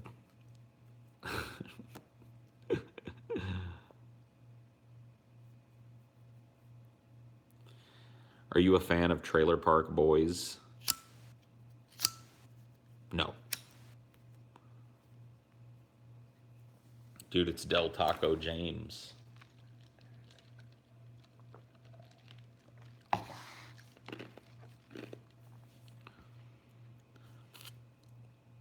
Maybe Thanos should have only eliminated Gary. That would have done nothing. Gary's a dude that's, never going to reproduce, never going to add to that problem. I don't know who you are, but you seem all right. Well, thank you. You don't seem so bad yourself there, partner. Have you ever watched Eric Andre's show? I have. I've seen some of it. How many neckbeards would it take to kill RoboCop? Could 5,000 neckbeards do it? No, dude. RoboCop would liquidate 5,000 neckbeards just with extreme prejudice. It would take a lot of neckbeards.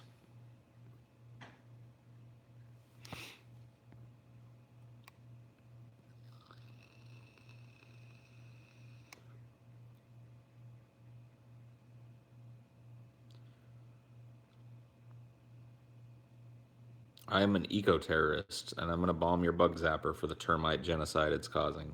Well, bring it on, I guess. I can't stop you. I probably could, but I'm not gonna. RoboCop is the best movie of the 80s, hands down. I don't know about that, but it's pretty good.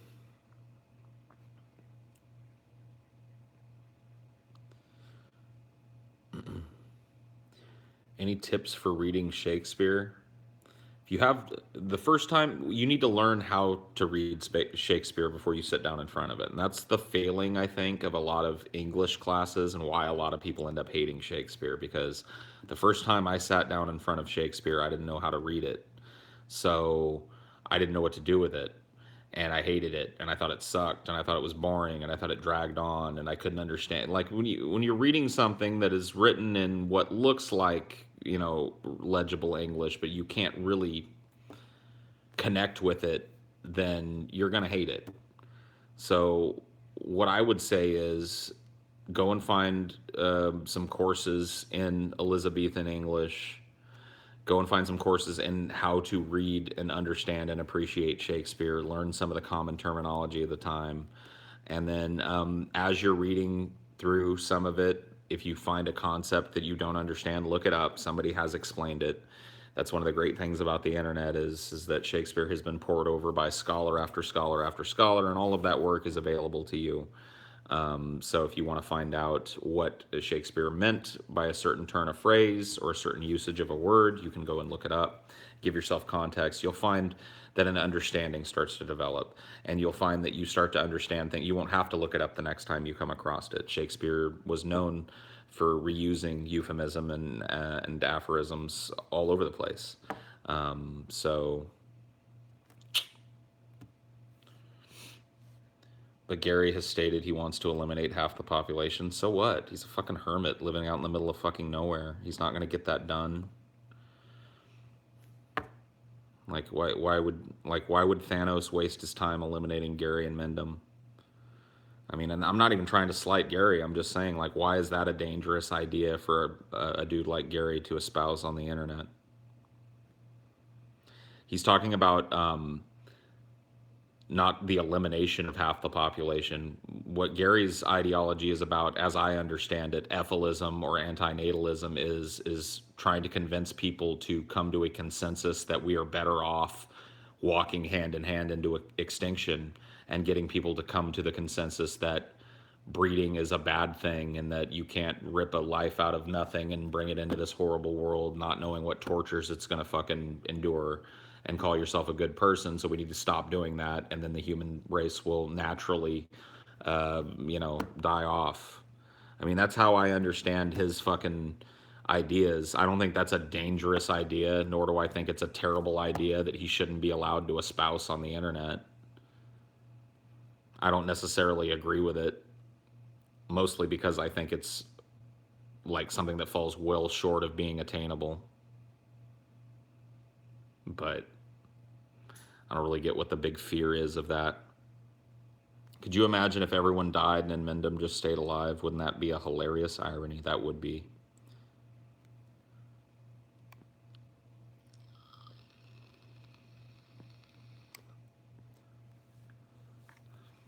I mean, maybe we'll take a look at in Mendham's philosophy on some Paulosophy. We'll try and understand the Ethicist position and see if we can find any common ground there. I've spent a lot of time talking to Gary, so I feel like I have a pretty good grasp not only what his positions are, but where they come from. In a psychological way. Why do you want to take all the guns, Paul's ego? Why do you want to take all the guns, Paul's ego?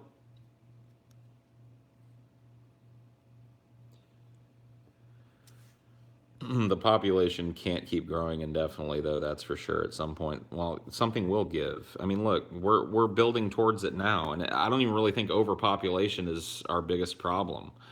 I mean, our biggest problem is the over extraction of resources. Now, that is tied to overpopulation, but one way or the other, this planet is going to deal with us. And when it does, our population is going to be devastated by it. And we're going to, this has happened to us before, it's going to happen to us again.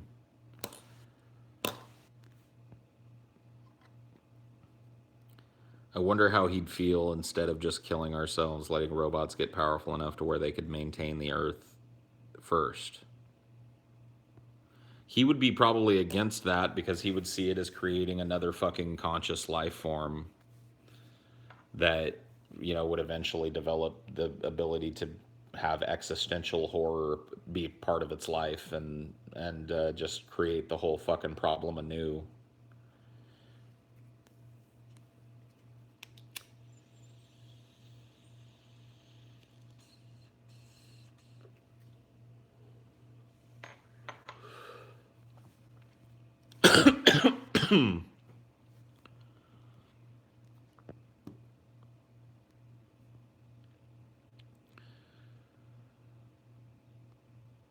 Gary has at times delved off of that path. He has espoused. I mean, I've heard Gary go on fucking tirades before, and he definitely he's definitely a person that's prone to like over fucking exaggeration when he's in a heated moment. But the core of Gary's philosophy has remained pretty fucking consistent for as long as I've paid attention to him.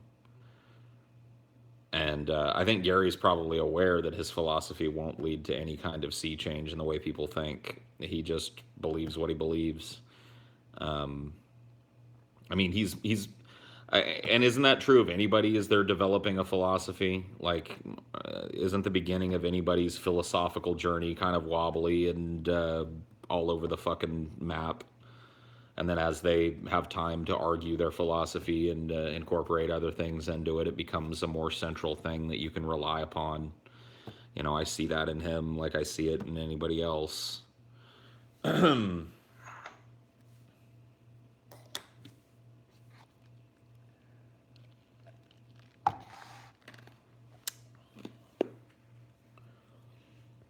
Theoretically, Thanos gave humanity a few generations to figure stuff out while easing the strain on infrastructure time to restructure. I mean, he killed half of everybody on the fucking planet. It's not a defensible position. Yeah, thank you, Coolman. For those of you asking who's Gary, that's in Mendham's channel there. You can go check him out at your own risk. Oh. Is it still raining? Looks like the rain is. It was just like a quick little piss of rain out there. Looks like it's done.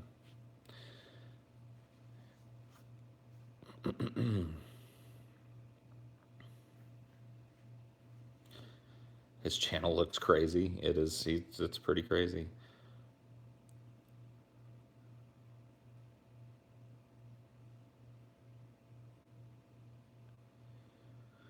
Do a new cocky. All right, I'm gonna do a new cocky right now. Goodbye, everybody. Have a good evening.